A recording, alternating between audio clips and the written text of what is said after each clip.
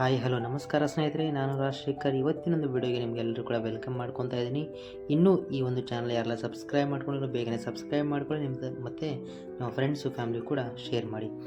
ಇವತ್ತಿನ ಒಂದು ವಿಡಿಯೋ ಇದರ ಬಗ್ಗೆ ಅಂತ ನೋಡ್ತಾ ಹೋದರೆ, why not sugar for human beings, ಅಂದರೆ ಸಕ್ಕರೆ ನಮ್ಮ ಒಂದು ಹ್ಯೂಮನ್ ಬಾಡಿಗೆ ಯಾಕೆ ಬೇಡ ಅನ್ನೋದ್ರ ಬಗ್ಗೆ ನೋಡ್ತಾ ಹೋಗೋಣ. ಇದನ್ನು ಯೂಸ್ ಮಾಡೋದ್ರಿಂದ ನಮ್ಮಲ್ಲಿ ಹೆಲ್ತ್ ಬಗ್ಗೆ ಅಡ್ಡ ಪರಿಣಾಮಗಳು ಏನೆಲ್ಲ ಬರ್ತವೆ, ಇದರಿಂದ ಕಾಯಿಲೆಗಳೇನೆಲ್ಲ ಬರಬಹುದು ಅನ್ನೋದ್ರ ಬಗ್ಗೆ ನೋಡ್ತಾ ಹೋಗೋಣ. ಒಂದನೇದಾಗಿ ಬೊಜ್ಜು ಬರುವಂಥದ್ದು, ಅಂದರೆ ಇದರಲ್ಲಿ ಕ್ಯಾಲರೀಸ್ ಜಾಸ್ತಿ ಇರೋದ್ರಿಂದ ಇದು ಕ್ಯಾಲರೀಸ್ ಫ್ಯಾಟಾಗಿ ಕನ್ವರ್ಟ್ ಆಗಿ ನಮಗೆ ಬೊಜ್ಜು ಬರುವಂಥ ಸಾಧ್ಯತೆಗಳು ತುಂಬ ಇರ್ತಕ್ಕಂಥದ್ದು.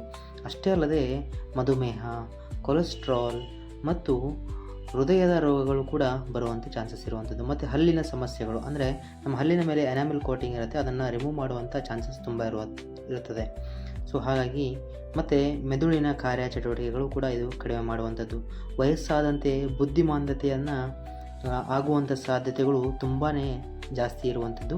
ಹಾಗಾಗಿ ನೆಕ್ಸ್ಟ್ ನೋಡ್ತಾ ಹೋದರೆ ವ್ಯಸನ ಮತ್ತು ಮಾನಸಿಕ ಅಡ್ಡ ಪರಿಣಾಮಗಳು ತುಂಬ ಇರ್ತಕ್ಕಂಥದ್ದು. ಹಾಗಾಗಿ ಮತ್ತು ಜೀರ್ಣಕ್ರಿಯೆ ಮತ್ತು ಉರಿಯೂತಗಳು ಬರುವಂಥ ಚಾನ್ಸಸ್ಗಳು ಇದ್ದಾವೆ. ರೋಗ ನಿರೋಧಕ ಶಕ್ತಿಯನ್ನು ಇದು ಕಡಿಮೆ ಮಾಡ್ತದೆ. ಅದಷ್ಟೇ ಅಲ್ಲದೆ ನಾವು ಚಿಕ್ಕನಿಂದಲೇ ಚರ್ಮ ನಮಗೆ ವಯಸ್ಸಾದಂತೆ ಕಾಣುತ್ತೆ, ಅಂದರೆ ಸುಕ್ಕು ಕಟ್ಟುವಂಥದ್ದು, ಇಷ್ಟೆಲ್ಲ ಪರಿಣಾಮಗಳು ನಮ್ಮ ದೇಹಕ್ಕೆ ಬರುವಂಥದ್ದು. ಹಾಗಾದರೆ ಸಕ್ಕರೆ ಅಲ್ಲದೆ ಮತ್ತೇನು ಯೂಸ್ ಮಾಡ್ಬೋದು ಅಂತಂದರೆ, ನಮಗೆ ಆರೋಗ್ಯಕರ ಜೀವನಕ್ಕೆ ನೈಸರ್ಗಿಕವಾಗಿ ಇರ್ತಕ್ಕಂಥ ಸಕ್ಕರೆಗಳನ್ನು ಯೂಸ್ ಮಾಡ್ಬೋದು, ಅಂದರೆ ಹಣ್ಣು ಮತ್ತು ತರಕಾರಿಗಳನ್ನ ಯೂಸ್ ಮಾಡುವಂಥದ್ದು. ಹಾಗಿದ್ದರೆ ಈ ಒಂದು ವಿಡಿಯೋ ನಿಮಗೆ ಇಷ್ಟವಾದಲ್ಲಿ ಲೈಕ್ ಮಾಡಿ, ಶೇರ್ ಮಾಡಿ. Take care, bye bye, thank you.